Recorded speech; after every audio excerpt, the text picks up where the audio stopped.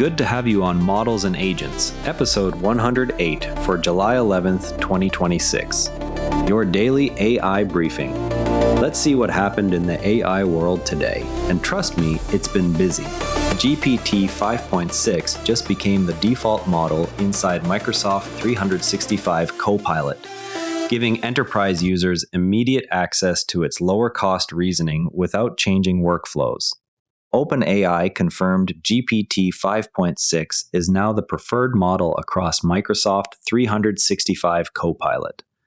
The same update also cut health intelligence costs dramatically, with GPT-5.6 Luna delivering stronger results at 25 times lower cost than GPT-5.5 at its highest reasoning setting.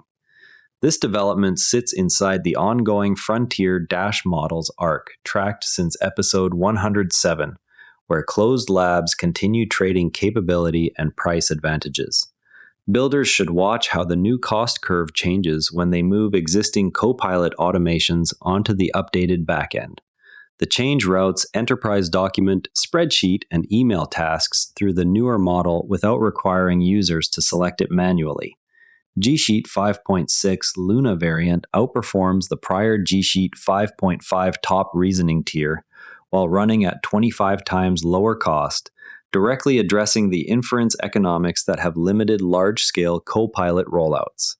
Teams already licensed for Microsoft 365 gained the upgrade immediately, shifting the build versus buy decision for internal agents that previously relied on separate GPT calls.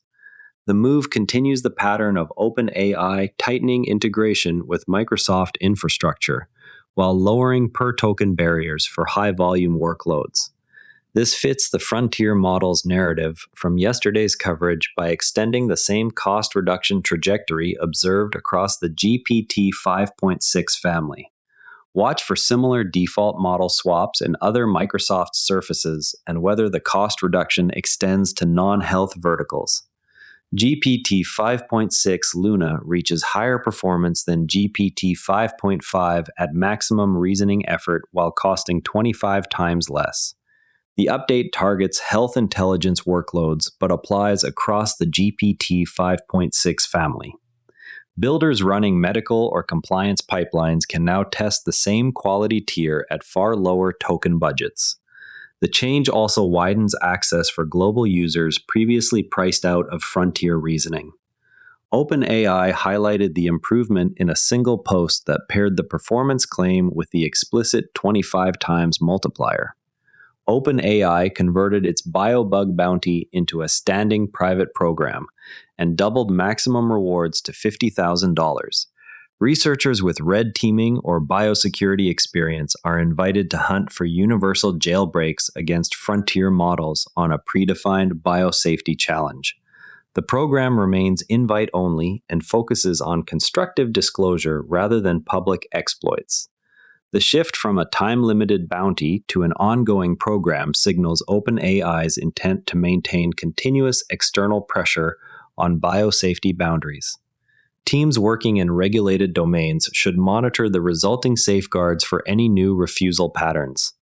A new proof of concept called Colibri demonstrates a 1.5 terabyte model executing on consumer hardware with only 25 gigabytes of RAM. The approach targets local AI setups and avoids cloud round trips for sensitive workloads.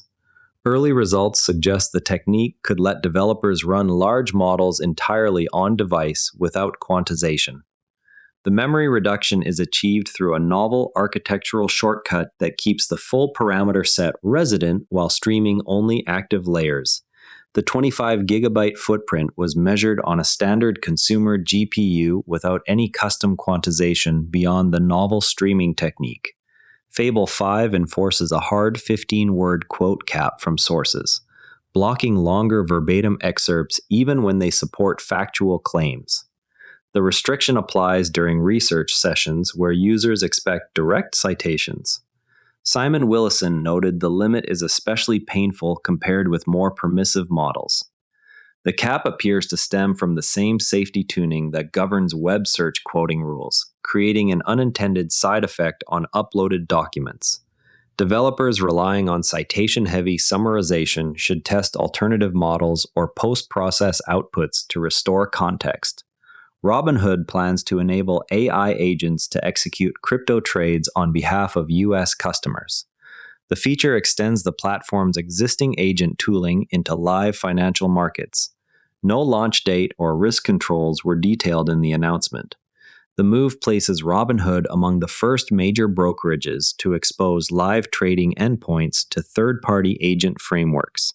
Users should monitor the rollout for custody and approval-flow requirements before routing capital through automated agents. Work mode in the ChatGPT mobile app successfully ran YT-DLP to pull YouTube subtitles, while chat mode failed on the same command. The difference indicates work mode permits outbound network calls that chat mode blocks. Simon Willison highlighted the split as more significant than the quoting rule confusion he also encountered. The observation emerged while Simon Willison was comparing the two modes on identical code execution tasks inside the same conversation thread. Developers testing mobile agent prototypes should verify which mode their target users have access to before assuming tool use parity. A new analysis walks through recent cases where top models fabricated details and caused downstream damage. The piece examines both the mechanisms behind hallucinations and mitigation approaches available today. The author illustrates the point with concrete examples drawn from legal, medical, and financial domains where fabricated citations produced measurable harm. Practitioners handling high-stakes outputs can use the documented failure modes to build better verification layers. The article stresses that even the strongest models still require external grounding. The Colibri proof of concept shows a frontier-scale model running locally with minimal RAM. The result is relevant for teams that need to keep data inside corporate boundaries or avoid API latency. No public code or weights were released with the announcement. Watch for follow-up open-source ports that would let developers replicate the memory footprint on their own hardware. Okay, let's pop the hood on prompt compression via activation aggregation. Everyone talks about prompt compression as if it simply deletes tokens. In practice, it means deciding which information must survive inside the model's hidden state rather than in the token stream. The core insight is that a single weighted sum of activations at an intermediate layer can carry enough task-relevant signal to replace the original prompt tokens when re-injected early in the network. Because mid-layer representations already encode higher-level semantics, the compressed vector transfers usefully to earlier layers without retraining the entire stack. The approach incurs less than 2% accuracy drop on the tasks tested while eliminating the need to reprocess the full prompt on every query. The quality of the compression depends on choosing the right intermediate layer and learning stable weights. Too early and the signal is too local. Too late and task-specific details have already been abstracted away.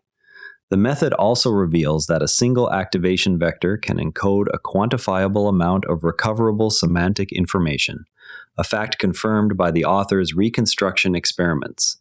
Because the compression is learned per instruction, the same vector works across many future queries that reuse that instruction. This creates a practical cache-like behavior at the activation level rather than at the token level. Teams should reach for activation aggregation when the same instruction is reused across many calls and latency or context window pressure is the binding constraint.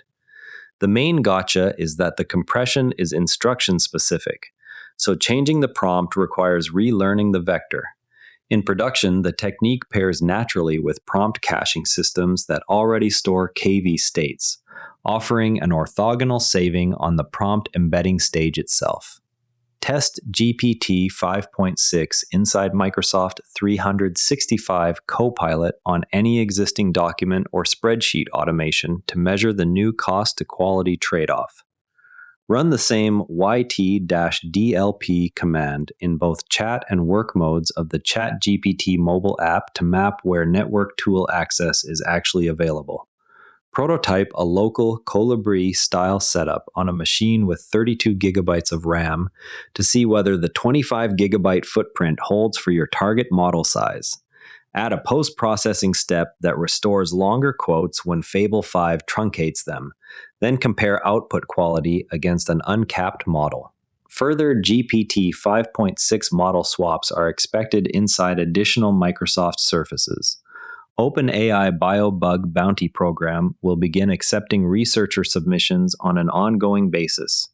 Robinhood's AI trading agents are slated for U.S. customers, with risk and approval details still pending. More local inference techniques following the Colibri memory reduction approach are likely to surface in open source form.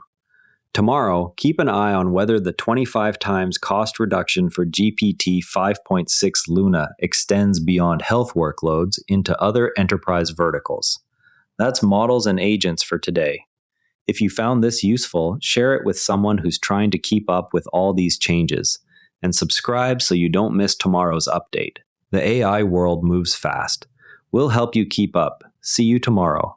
And if you'd rather watch than listen, find us on YouTube at Nera Network. Links in the show notes. And before you go, this show is part of the Nera Network, a family of daily podcasts on tech, science, and markets, each one a short, sharp briefing you can finish on the commute.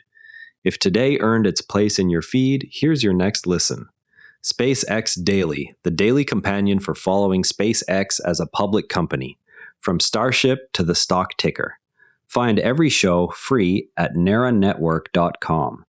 The Do Positive Pod is the club for people who do something about it. Episodes and the dispatch wall at neranetwork.com/thedppod.